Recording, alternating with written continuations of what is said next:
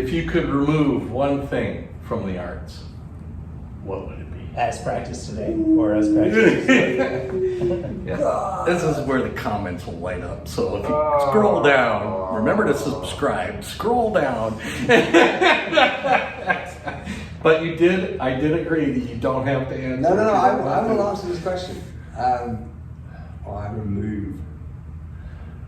I mean, obviously there are certain personalities that the community could do without. Ah, yes. And certain biases they could do without. It's just as an addition. Yeah. This comes right out of that idea of Bob's from the period research that there should be a shovel hanging by the doorway in every cell. To continue. Yeah. But honestly,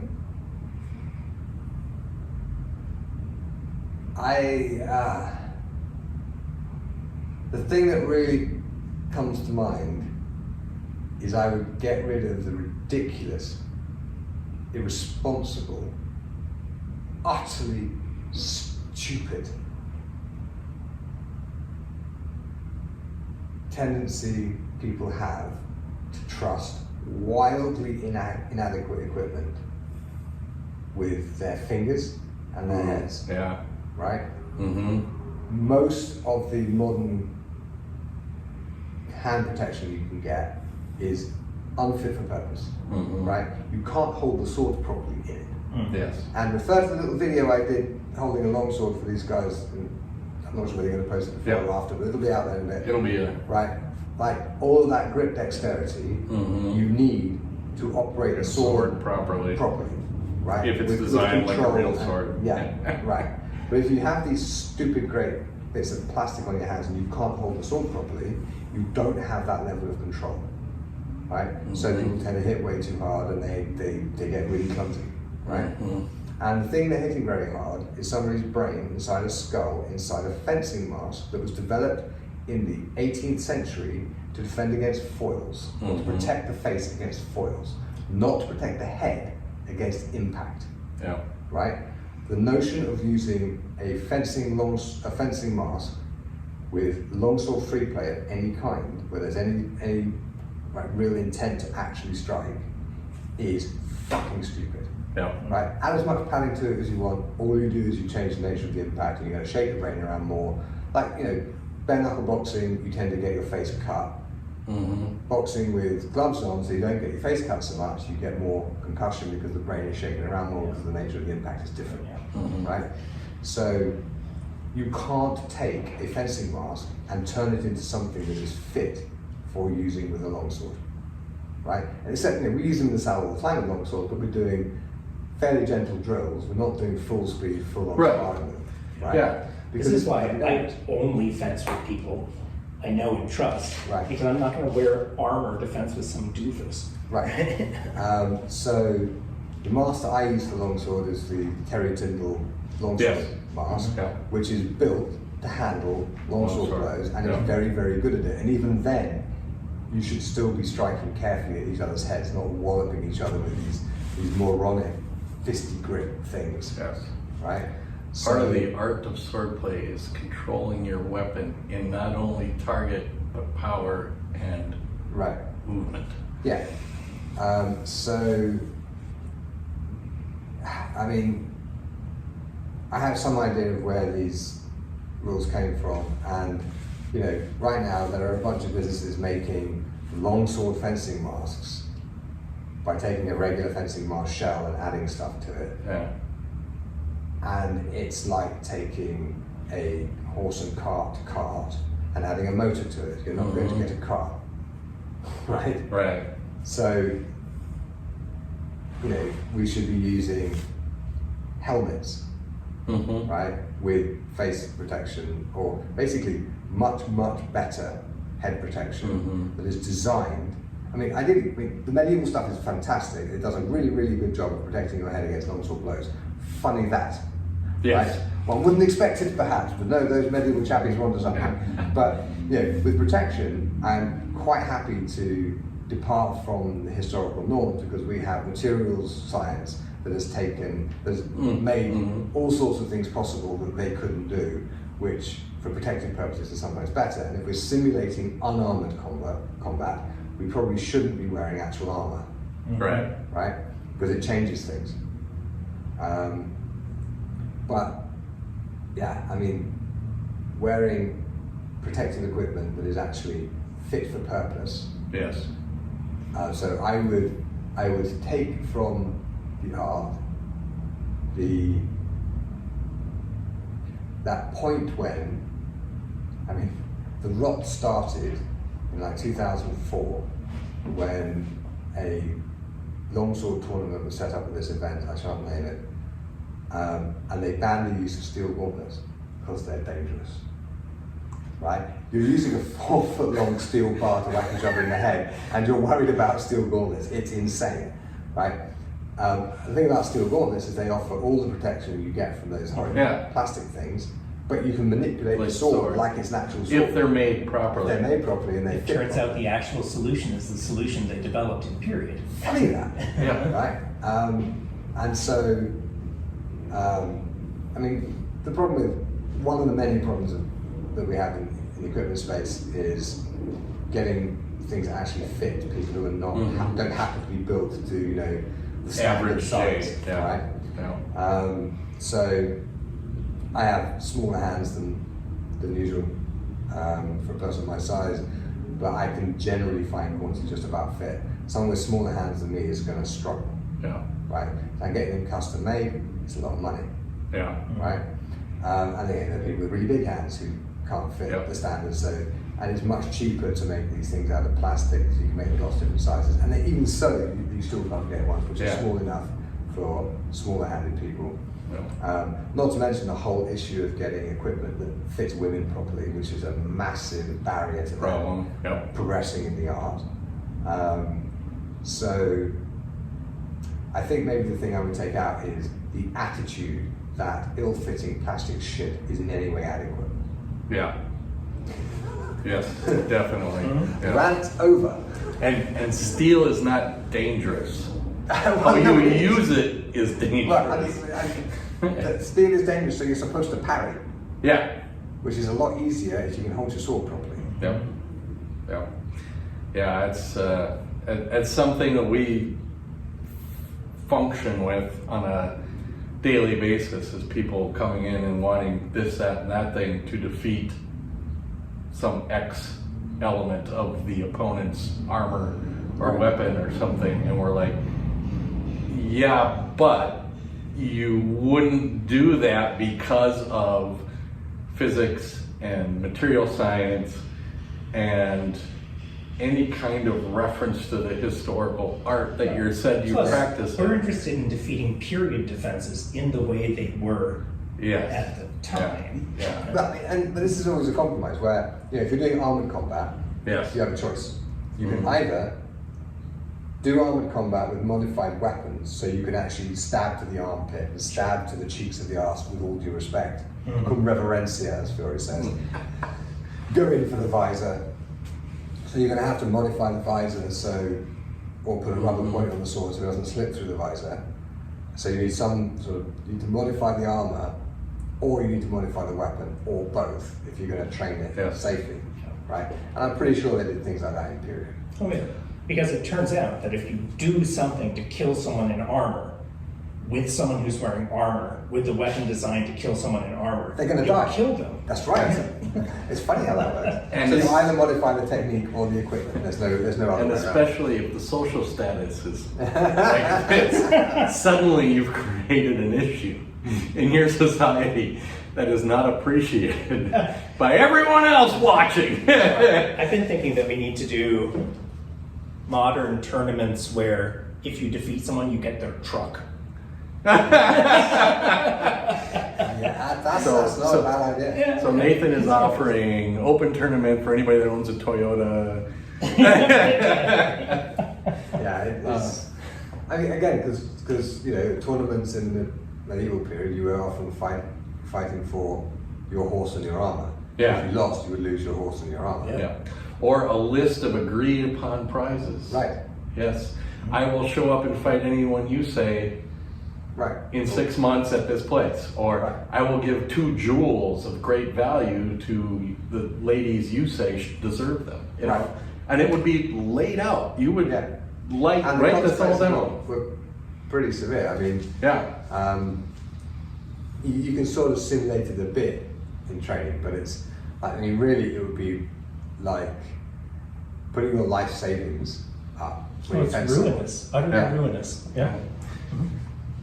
I don't have this written down, but how much conservatism to the way you fight would happen to the average person practicing these arts today if you infused a sense of what fighting with sharps would result in? I can answer that because we do it. Yeah. Now, show up to my school and start training with me. If you want to show people the thing that they Yeah, can see. yeah. This is a beast. It's reasonably sharp and it's very pointy and it disappears when you point it at the camera. Mm-hmm. One of the great things about sharp swords is they're almost invisible if you point them right. Yeah. Especially if they're polished and reflective. Right. So, so you don't show up to my school and get handed a sharp sword and told to go play with your friends. Right. Right? But there comes a point when a student is sufficiently in control of a long sword size and shaped object, i.e. a blunt sword, like one of your lovely effective wheels, that they're not going to hurt themselves doing solo drills with a sharp. And the first time they do that, their eyes widen a bit and it's like, ooh, this is a bit scary. Because if you accidentally clip your leg, it's going to bleed a lot. No one has ever done that in my cell because they're way past the leg clipping stage when they get given a sharp, right? And then maybe you do some cutting practice where you use a sharp sword to cut targets of various kinds. And that opens your eyes to the destructive power of the weapon and also tells you an awful lot about your technique. And it's a really useful practice and it gets the student used to handling the weapon in a more, should we say, vigorous manner because you can't really cut slowly through a thing. Right. You really have to swing it. Yeah. And then there comes a point where to understand the drills we're doing, why certain decisions are made, why the art has these things in it, you need to do the actions in the art, so the basic drills that we practice, sharp on sharp. So I take them personally and we go through some basic drills that they know really well at this point. And the only difference is they're holding a sharp sword and I'm holding a sharp sword. And suddenly, a bunch of things get a lot easier, like binding on the sword, like the way the sharp blades connect with each other. It's completely different to the way blunt blades slide over each other. The visibility of the point, or lack of. The horrifying feeling of having it pointed right at you that close. That's not nice, is it? Takes a little getting used to. Yeah. And we've known each other a long time, Yep. and you trust me, even with a little bit of whiskey in me, that I'm not going to do something stupid with it, right? So that by itself is often enough just to get them to understand why we do why Fiore would say do this, right? Something that has never been seen in competition, is difficult to do with blunt swords, and seems to be far too concerned with defending yourself and not nearly aggressive enough to win points. Right. Right? But as soon as the blades are sharp, your one mission in life becomes that fucking thing has to stay the hell away from my skin. Yeah. Right? It's different. Oh. Right? And as soon as they have that experience of what the differences are, they can then make informed decisions about the kind of training they want to do. And the kind of things you should practice to win modern longsword tournaments are different to some of the things we find in some of the treatises, right? Yeah. Not all. I mean, there's a lot of crossover, and you sometimes, occasionally, see beautiful historical technique done in longsword tournaments. And for the people who do that, bless you, my children. Yes. Right? Carry on. But it gives them that perspective to understand why certain things are done the way they're done. Yeah. And then by the time they've been training with me for long enough, and if they have an interest in that sort of area, they will pick the training tools appropriate for what they're trying to learn today, right? And that might be blunt swords with full protection, blunt swords with no protection, sharp swords with some protection. I mean, a sharp point is going to go right through a fencing mask, but it won't go through a Terry Timber mask in the same way. You really have to jam it in. Yeah. You could probably get it through if you really tried, but at that point you're a homicidal maniac. Yeah.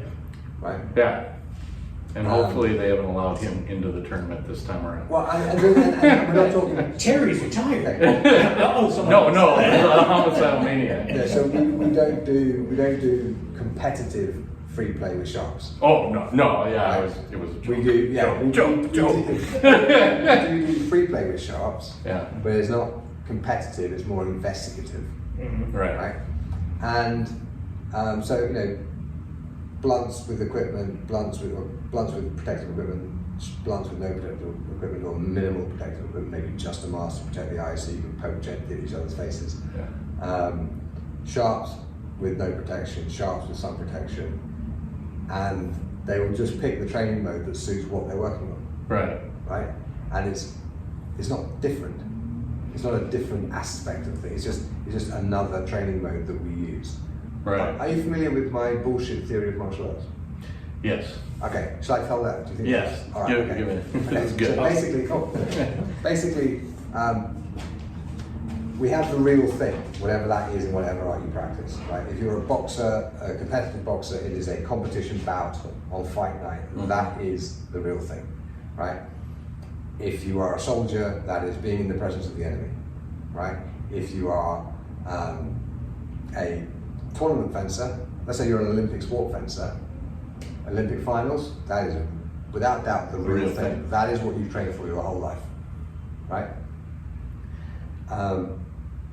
We don't have access to the real thing, because the real thing is you in historical gear, me in historical gear, and one of us has decided to incapacitate or kill the other. Yeah. Right? Let's not go there. No.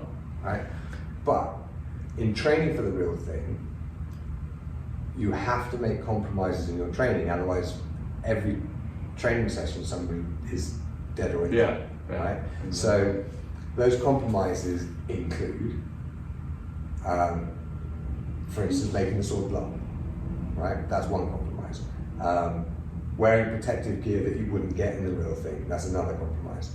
I mean, some of the training we do has practically no bearing on the real thing, but like things like push-ups, right? That's not the combat technique, but I mean, have you ever met a boxer that didn't do push-ups? You have not. Because each training modality has a dollop of bullshit in it. Okay, so for instance, if you're doing a choreographical drill with a beginner, right, which reproduces the choreography of an action from a historical source, the bullshit includes you're probably starting standing still, unlikely. You're using blunt weapons. You're wearing some protection. You're going slowly. You have no intent to really hit each other, right? There's so much bullshit in that. That you might even wonder why you even do it. Well, because you have to start somewhere. Yeah. And you gradually reduce bits of bullshit, but there's always going to be some bullshit in the drill that keeps everyone safe. Yeah. Right? So, I have done exercises with very senior students where it's full speed, no protection, sharp swords. Right? Because I have to test an interpretation. Yeah. Right? They're wearing some protection in case I make a mistake, I'm not wearing any. And we have piece to camera saying this is a test that I'm doing, this is not this person's fault. Yeah. Right. But that's a very, very, very late stage. Oh, rarefied. Yeah. Right. And maybe 4 or 5 times in 25 years. Yeah. Because it was necessary for me to understand something. Right? And I can take that kind of risk because this is my job. And so when I state an opinion about a piece of interpretation, it's my professional reputation on the line, so I have to have tested it. Right. Right? In every reasonable way. So some might say, well, that wasn't real. But so what's the bullshit in that drill? Well, they're striking one action. They're doing one action to a defined target, and I know when it's coming. And all I'm trying to do is the historical action against a sharp sword at full speed. Yeah. Right? Yeah. So there's bullshit, loads of bullshit. You can only move once. Yeah. Right? It's true. Next time around, I'm going to try it differently. Right, yeah, no. Right, so, and again, only one repetition. Yeah. Right? Test it works. Done. Yeah. Because also it puts, I mean, at this point, it's not really a student, it's a colleague. Oh yeah, yeah. You wouldn't want to And put a student in that position, that's irresponsible. But anyway, so to get back to the theory. So every training modality is like, is directed towards the real thing, but it has this dollop of bullshit in it. And the thing is, if you think of like Swiss cheese with holes in it, if you line up enough layers of Swiss cheese and you look down, you don't see all the way through. Right. Because you've taken this drill which has the bullshit of you know what's going to happen, and so you do drills where there's degrees of freedom of choice, so you don't know what's going to happen. And this drill is done, at a gentle pace so that people can see what's going on, and this one is done hard and fast, right? But if you have enough of these training modalities, you can compensate for the bullshit in all of them. Right. Right? But there's always that bullshit. So Right. that is the bullshit theory of Yeah. historical martial arts training. Any martial arts training. It's true for literally every training. Oh, and modality. and in period. Right, and, Right. and you have to know where the bullshit is, so you know Yes. what compensation actions to take, so that your training isn't ruined by the bullshit in that drill. And honestly, when martial artists make embarrassing mistakes in public, it's usually because they're not aware of where the bullshit is in what they're doing. Yeah. So there's always, and some will even say there's no bullshit in what I do because my art is the true art, which just tells you that they don't actually know very much Yeah. about what they do. In some of the period writing on sword fighting, in England it was considered that if your fencing master had two eyes, he wasn't much of a fencing master. And scholars' privilege proved to be a slight handicap for the English fencers when they ran into the Italians, Yes. according to the words of Silver, Silver, I think. Yeah. yeah. So, there's always that moment where a real fight starts. And if you're training to be a real fighter, it's the recognition of that is so important. And let the record show. Yeah. I have never been in what you would call a real fight. I've been mugged once or twice. That wasn't a fight. No. That was, if I had the opportunity to give them the money, I would give them money and just do that. Right? That's not a fight. That's a nasty situation, but that's not a fight. I had no interest in actually ever encountering the real thing. I don't want to be in a position where to do the thing I need to do, I actually have to kill someone. Yeah. There are people whose professions require it, mine thankfully doesn't. Yes. Yeah. And those people are very well trained by people who do that thing. And Yeah, and they don't very do often this, require all sorts of help afterwards. Yes. Yeah. Sir, this was wonderful. It's very rare that I get to sit down with one of the old crew and have a sip and talk swords this My way. pleasure. Yeah, Great seeing. we should start a new event Yes. where you have to have been in Western martial arts so long you no longer can try and participate in things. And so you gather together to just reminisce and drink. Yeah, Eat call good it a food. symposium. Yes. Symposium, literally, Yes. drinking together. Yes, symposium has always been my favorite word for gathering. Right. Because if there's not food and liquor, it is not a symposium. Great. Cheers, Cheers. sir. May you have safe travels on the way home. Thank you. Thank you guys for sticking with us. Don't know if this will be a part 1 and 2 or if we'll do the whole thing. But cheers, man. That was fun. Yeah, very.